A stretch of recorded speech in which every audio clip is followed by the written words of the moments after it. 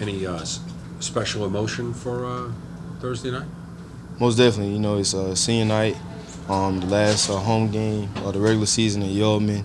We've been working hard through this season, and we want to go off right on a good note for the home team, the home fans, the environment. SMU is a team that I haven't beat since I've been here. Lost to them in overtime the last time they was here, so it's definitely high emotions for this game. Just to know that this is potentially the last game here. What is that kind of? Just being a senior, just looking over my time at Yeoman Stadium, it's definitely going to be emotional.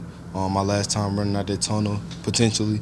And I'm just going to go out there and just give it my all. And I feel like the rest of the guys had the same type of attitude, especially for the seniors, because, you know, we've been here. We've been through good times and bad times in Yeoman, had a lot of overtime games in Yeoman, had a lot of big successes and emotional losses. So, you know, we definitely want to go out on a good note, potentially, for this last home game. You guys owe these guys one, right? We definitely do. We definitely do. Nate, what's been the mindset in practice this week after you give up 300 yards on the ground and SMU has a pretty strong rushing attack? How are you guys preparing for that? Just going back to our identity. The last opponent came out and did something very, very different. Had a very good athlete at the quarterback position, and he definitely, you know, changed the game for them. But this week, you know, we're going to play a similar style quarterback that we've, you know, really got in this conference. You know, all the quarterbacks in this conference are pretty much athletic, dual threat quarterbacks. Tanner Mordecai did a great job a couple weeks ago of passing the ball.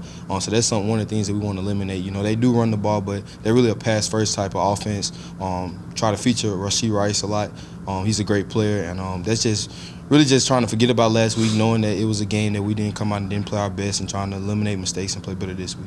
Do you almost like going into a short week after a game like that to just get back on the field and correct it? Definitely. I mean, the last loss that we had was against Southern Miss, and we had a short week to play Houston, able to get, you know, that loss off our minds, and it's the same type of situation.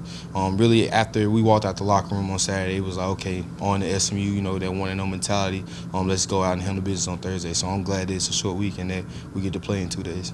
What's the key with the preparation in a short week? Because this is even shorter week than that one in terms of you just don't have as much time to get stuff in. I feel like the key really is recovery, especially in this time of the season. A lot of guys are just banged up from, you know, playing 11 weeks of football. So that's just the biggest thing is getting your bodies right. We haven't had a padded practice in this short week, simply because I think the physicality is there. We played a very physical game on Saturday, played 93 snaps on defense. So it's just a mental approach and, you know, getting your bodies right after practice. How different are you as a person than you are when you got here? I feel like I'm more humble. Coming out of junior college, I had got a lot of hype, was an All-American. Coming here was like a reset, you know, starting at the bottom of the depth chart, having to work my way back up. Just being surrounded by guys like Dorian, Coach Moots, Coach Fritz, surrounded by Tulane guys, the veterans, Marvin Moody, Lawrence, Zach Harris, really just made me change my aspect to be more of a team player, be more of a leader, because guys just, you know, naturally flowed to me. And just, you know, just the humbleness and just appreciation for the game is one of the things that has really developed in myself. And just out the field, just trying to be as caring as I can for people, even people that may not be able to do nothing for me, just looking out for anybody that I can, being able to help any way I can. NFL scouts were here at practice. Did you notice? Oh, yeah, they're here almost every practice, but that's just one of the things that, you know, we keep doing what we're doing. We put ourselves in a great situation to have those dreams come true. It's nothing that I'm really too much focused on right now. I really focus on going 1-0 and winning the conference championship, but when that time comes, it's definitely going to be exciting.